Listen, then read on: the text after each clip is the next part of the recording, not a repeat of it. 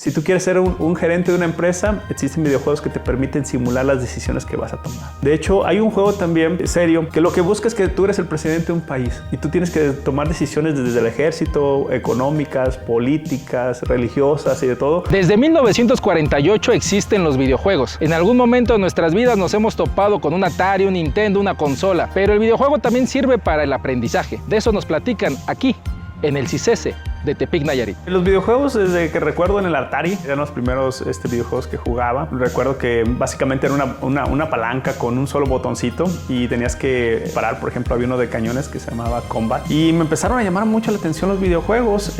Posteriormente salió el Nintendo y ya empecé a jugar Mario o el juego de los patitos. Se me hacía sumamente interesante cómo era posible que con una pistolita tú pudieras disparar a un pato en la pantalla, ¿no?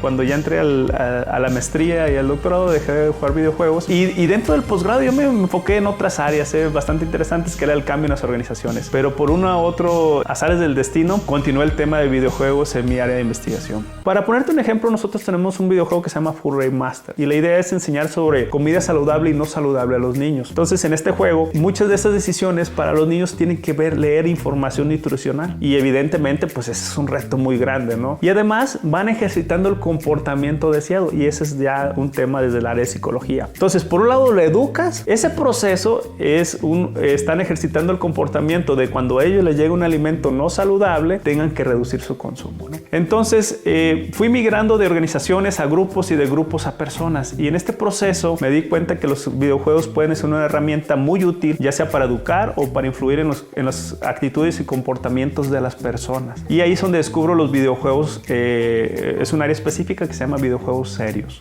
De forma tradicional, los videojuegos te dan muchos elementos conforme se fueron desarrollando. Nunca fue planificado, pero se dieron cuenta que mejoraba habilidades o comportamientos, la lógica. Las personas aprendían incluso el lenguaje. Estos videojuegos tienen una característica muy particular que deben de equilibrar, por un lado la diversión y por otro lado el objetivo serio. Y los primeros videojuegos que se empezaron a hacer eran videojuegos educativos. Entonces, estos videojuegos lo que hacen es que a través de la interacción en los elementos del juego te vas aprendiendo cosas, ¿no? Por ejemplo, clásicos que podías aprender de historia mientras estabas jugando, ¿no? Y posteriormente se fueron haciendo juegos más especializados. Y entonces ahorita tú puedes encontrar videojuegos que te enseñan sobre, por ejemplo, ahorita el tema de los incendios.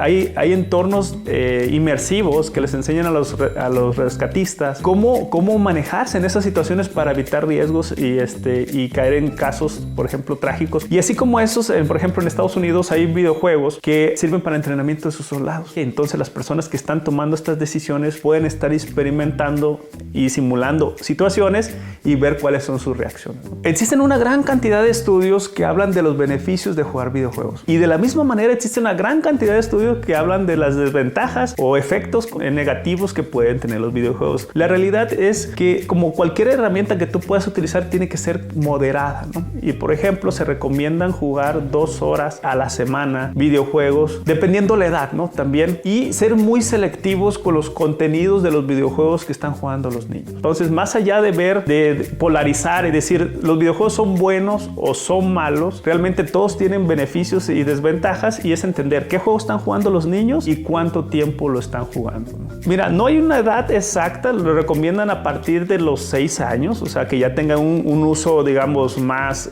constante. Existen variaciones, o sea, no hay un consenso a nivel internacional, solamente son recomendaciones. En mi caso particular, yo no considero necesario que desde edades muy tempranas los niños estén utilizando dispositivos electrónicos por los efectos que puede tener la pantalla y la motricidad, ¿no?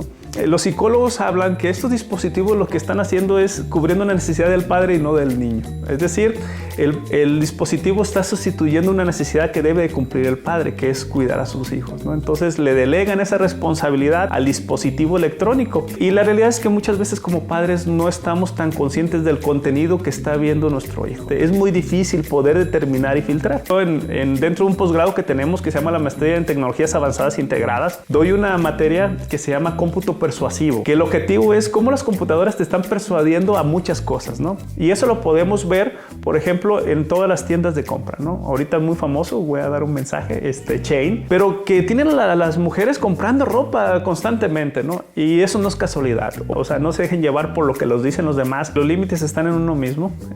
Con sentido común, Rafael Vargas Pasalle.